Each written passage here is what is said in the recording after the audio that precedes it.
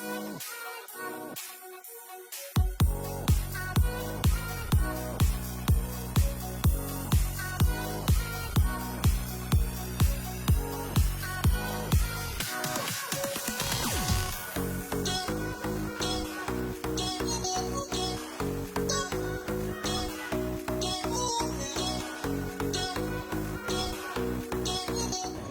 Mark. I'm the Managing Director of Evolution Wellness in Thailand.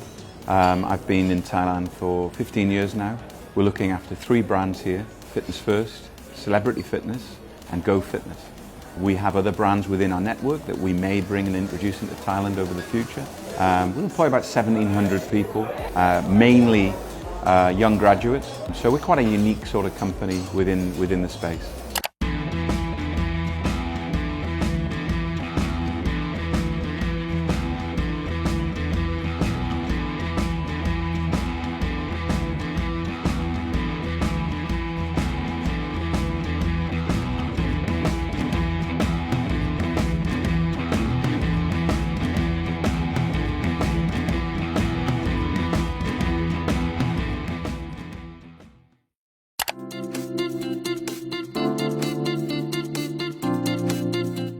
Means a lot.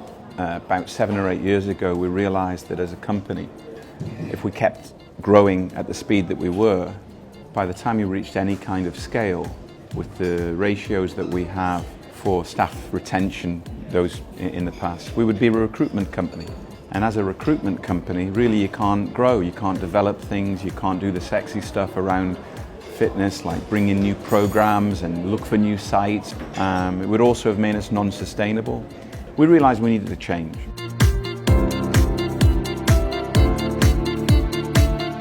Across the world, the fitness industry has a multitude of talent that it can bring in. But in Thailand, it's a very unique situation. Low unemployment, big skills gaps, poor career paths from education through to work, old-fashioned routes, so some parents don't want you to go to university and work in sport or something like that. And more than anything else, tremendous inequality in opportunity to grab hold of those educational chances. So we knew that these things were coming together to make staff retention very difficult. And in our game, which is mainly about people on people,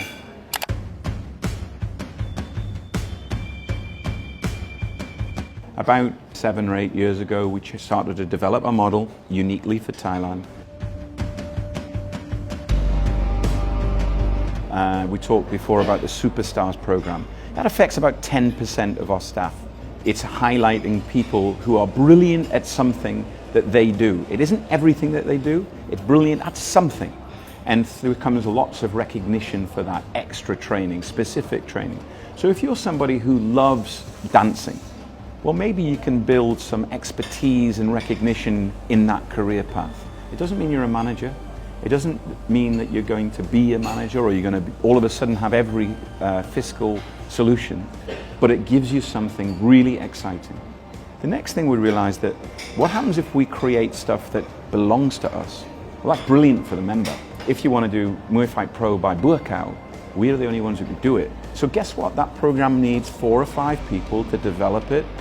But those people won't do it for their whole job. They maybe do it for 10% of their work hours, will develop that program, they'll get paid for that. And for some staff, that's enough that they own a program, they get recognized by their peers regularly, they get some fiscal remuneration, reward, and guess what? It's theirs. And nobody else can do it. And they're the expert.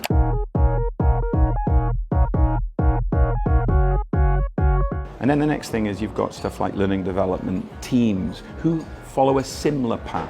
So whatever area or path that we're working in, we're trying to create sustainable things that live on their own, don't take management focus, just commitment. It's more and better than you'll get somewhere else. And even if you're happy in your role, you'll never be bored. So these are the things that we've tried to do to maintain our young base. This is sustainable, this is ongoing, and it's nothing to do with induction programming or cultural training, because at the heart of every single product, every single program that we've got, our values are measured. So does this sit well with our values? Does this sit well with the way that we work, the way that we talk? And if it doesn't, it won't last. And if it does, then it'll continue and we'll commit more to it and it'll live on its own.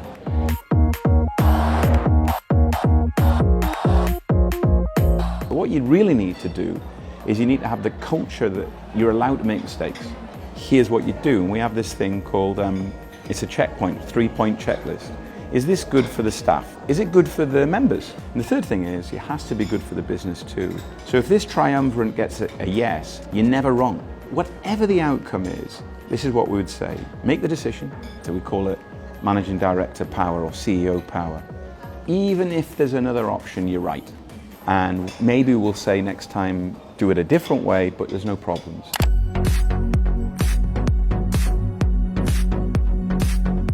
I'm excited. I'm really interested to hear what the other speakers have to say and hope I can contribute in some way and bring some of what we've done here